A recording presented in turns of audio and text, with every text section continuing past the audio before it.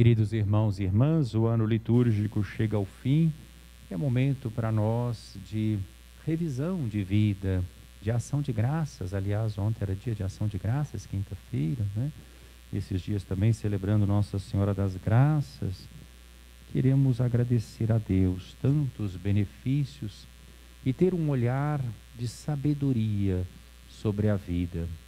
A primeira leitura, tirada do livro do profeta Daniel, nos mostra uma visão da história com traços apocalípticos, né? Um gênero literário próprio, e fala dessa figura desses assim, animais monstruosos, né?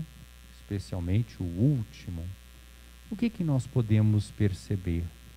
Esses animais representam os poderes humanos afastados de Deus. O que nós aprendemos? É que o poder humano sem Deus, ele é desumano, é animalesco, é monstruoso. O poder, quando ele não é retamente usado, ele desumaniza o ser humano.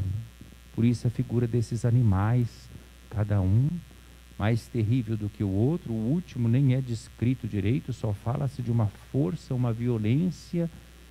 Então nós percebemos que tem todos esses detalhes aqui do chifre, e que profere palavras assim violentas também. São figuras dos impérios da antiguidade que dominaram várias nações.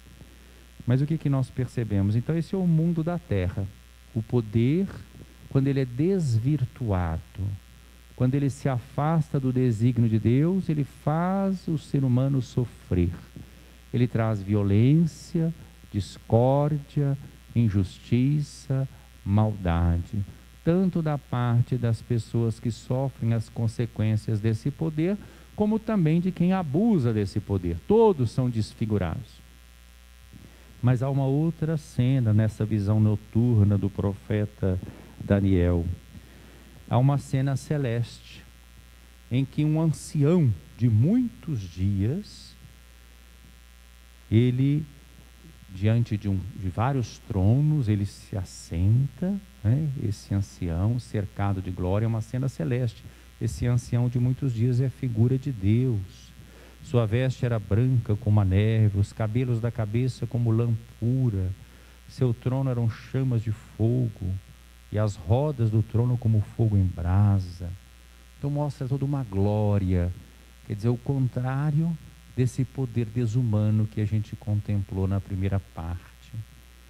E aí também se fala, ele era servido por milhares e milhares, milhões e milhões, né? Miríades, não? São anjos, né? E é instalado um tribunal. Então nós vemos que quem vai julgar a história é justamente este que é o Senhor, o centro da história, que é Deus. E quando estamos nessa cena do tribunal, ainda insistindo na visão noturna, aparece entre as nuvens como um filho do homem. Olha aqui a diferença. Se na primeira parte eram aqueles animais monstruosos e que traziam destruição, agora, nesse momento do julgamento, aparece como um filho do homem, aproximando-se do ancião de muitos dias, conduzido à sua presença. E a esse filho do homem é dado poder, glória, realeza, e todos os povos, nações e línguas o serviam. Seu poder é um poder eterno, que não lhe será tirado, diferente desses outros poderes. Vocês viram que cada hora aparecia um animal, um parece que destrói o outro, né? Agora não, é um poder eterno exercido por um filho do homem, né? E seu reino é um reino que não se dissolverá. Domingo passado celebramos a festa, a solenidade de Cristo, Rei do Universo, né? E é dia dos cristãos leigos e leigas, que devem justamente permitir, com a sua adesão a Jesus Cristo, que esse reinado se faça presente na história da humanidade, né? Sendo o sal da terra, luz do mundo, fermento na massa. Pois bem, essa figura do Filho do Homem nós logo lembramos. Quem é? Jesus. Jesus gostava de se referir a si mesmo como Filho do Homem. São muitas as vezes que aparece essa expressão no Novo Testamento, 82 vezes, Filho do Homem, né? E ele aparece como Filho do Homem, não só como Deus que assumiu a nossa condição e que vai enfrentar a paixão. Hoje é sexta-feira, lembramos sempre da paixão do Senhor às sextas-feiras. Então esse Filho do Homem que assume a dor da humanidade, enfrenta a morte de cruz, mas que também é vitorioso, a quem é dado todo o poder, toda a glória, toda a honra pela sua ressurreição.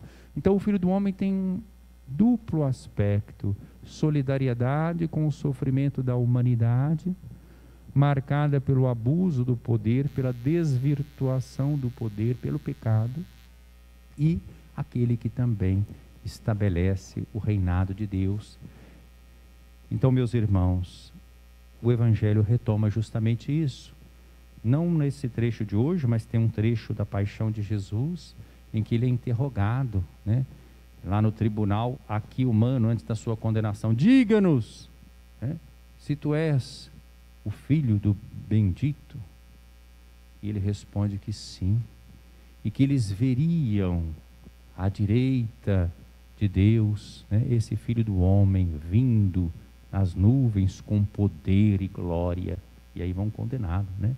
Então o Filho do Homem é aquele que sofre a paixão, mas é aquele que tem o poder e glória. Estão vendo então a retomada do que está no livro de Daniel.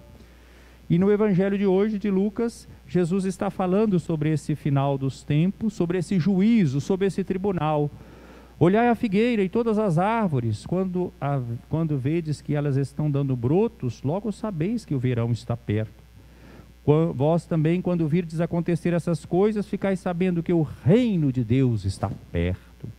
Em verdade vos digo, tudo isso vai acontecer antes que passe essa geração, porque começa com o mistério pascal, com a vitória do Cristo.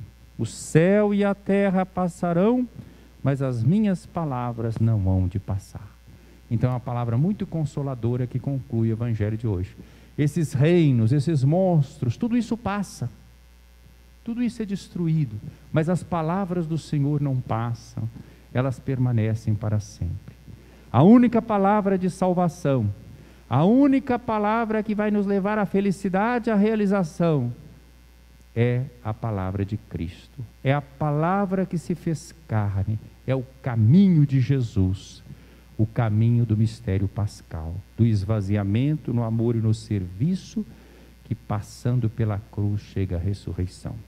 Agradeçamos ao Senhor que pelo dom da fé nos permite contemplar esse quadro e com a esperança que o Espírito derramou em nossos corações, prossigamos o nosso caminho nesse tempo do advento que está para começar e na nossa vida, para a vivência da caridade até a sua plenitude na casa do Pai, porque o Filho do Homem já reina, a ele foi dado todo o poder, toda a glória, e suas palavras jamais passarão.